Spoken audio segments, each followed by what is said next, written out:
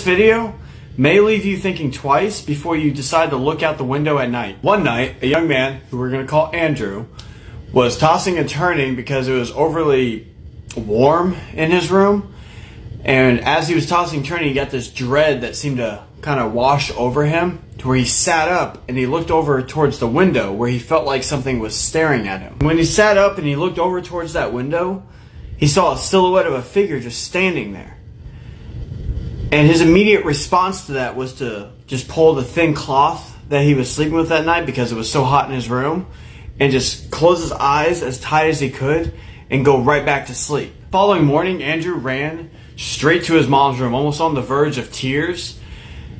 But his mom kind of just laughed at him, kind of just rubbed it off as, some sort of nightmare or even a stray cat that got up on the window, which could have been believable being how high up his window was, and cats like to perch up high. But something just did not sit right with this entire situation. That very same morning, while they were out in the yard raking leaves, they noticed that there was a chair pushed up against Andrew's window. And his mom complained, "That's probably how the cat got up there. Stop leaving furniture just lying around in the yard. Put it back where it belongs." But he hadn't moved that furniture over there. And this would occur every single morning for the next several weeks. Andrew's mother would stick with the story that it was a stray cat that was hopping up on the chair and then to the windowsill at night. However, one morning, her demeanor kind of changed when they noticed that there was a cut kind of alongside the screen that led to his room. This would prompt Andrew to start sleeping in the living room after noticing that his screen had been cut. After he started sleeping in the living room, the next few nights would go okay.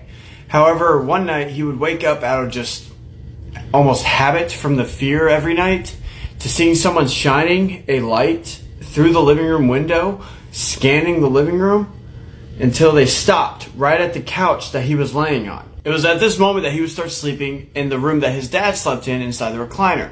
He felt safer when there was somebody else in the room and the TV was on all night, but that would change pretty quickly. While sleeping in his dad's room, he would notice one night, after a couple of nights of staying there, that somebody was walking across the length of one of the windows, and they would stop. They would peer in, and they would make direct eye contact with him before they would continue on. The authorities would be brought into this after this incident, but nothing was stolen or vandalized, so nothing was ever done. It was completely unknown of who was watching him.